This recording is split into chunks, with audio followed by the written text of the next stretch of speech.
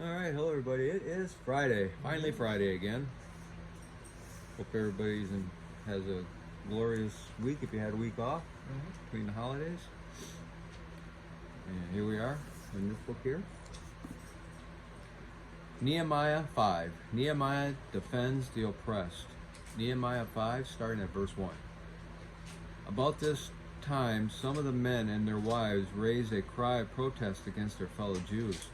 They were saying, "We have such large families, we need more food to survive." Others said, "We have mortgaged our fields, vineyards, and some homes to get food during the famine."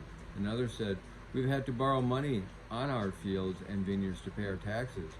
We belong to the same family as those who are wealthy, and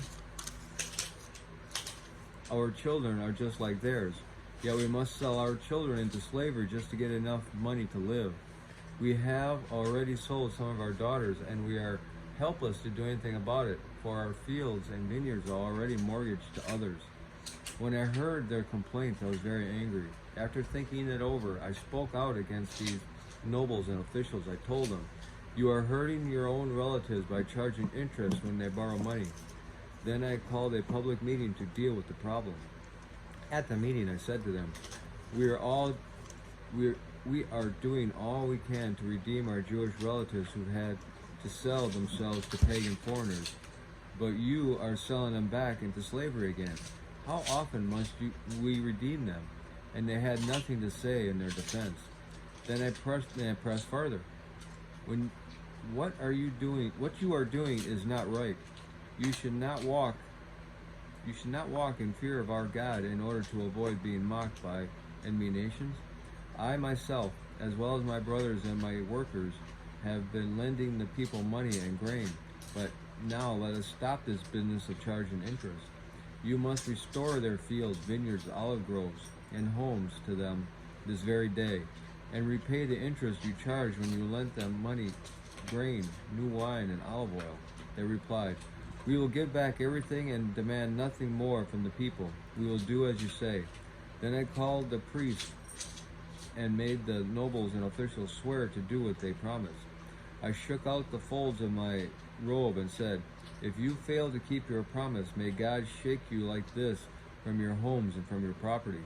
The whole assembly responded, "Amen." And they praised the Lord, and the people did as they had promised. For the entire 12 years that I was governor of Judah, from the 20th year to the 32nd year of the reign of King Artaxerxes, neither I nor my officials drew on our official food allowance. The former governors, in contrast, had laid heavy burdens on the people, demanding a daily ration of food and wine, besides 40 pieces of silver. Even their assistants took advantage of the people. But because I feared God, I did not act that way. I also devoted myself to working on the wall and refused to acquire any land. And I required all my servants to spend time working on the wall. I asked for nothing, even though I regularly fed 150 Jewish officials at my table, besides all the visitors from other lands. The provisions I paid for each day included 1 ox, 6 choice sheep or goats, and a large number of poultry. And every 10 days we needed a large supply of all kinds of wine. Yet I refused to claim the governor's food allowance because the people already carried a heavy burden. Remember, O my God, all that I have done for the people, and bless me for it. And now the commentary. Who were these bitterly resented Jews? They were either one, Jews who had become wealthy in exile and brought this wealth with them to Jerusalem, or descendants of Jews who had arrived almost a century earlier during the first return under Zerubbabel and had established lucrative businesses. Many of the returned exiles were suffering at the hands of some of their rich countrymen. These people would lend large sums of money. Then, when the debtors missed a payment, they would take over their fields. Left with no means of income, the debtors were forced to sell their children into slavery, a common practice of this time. Nehemiah was angry with these Jews, who were taking advantage of their own people in order to enrich themselves. These practices violated the law set forth in Exodus 22:25. God's concern for the poor is revealed in almost every book of the Bible. Here, Nehemiah insisted that fairness to the poor and oppressed was central to following God. The books of Moses clearly spelled out the Israelites' responsibility to care for the poor. The way we help those in need ought to mirror God's love and concern. Nehemiah told the rich Jews to stop charging interest on the loans to take the loans to their needy brothers. God never intended people to profit from others' misfortune. In contrast to the values of this world, God says that caring for one another is more important than personal gain. When a Christian brother or sister suffers, we all suffer. We should help needy believers, not exploit them. The Jerusalem church was praised for working together to eliminate poverty. Remember, whoever gives to the poor will lack nothing. Make it a practice to help those in need around you. This symbolic act was a curse. Nehemiah shook out the folds of his robe and pronounced that anyone who did not keep his promise would likewise be shaken out and emptied, losing all he had.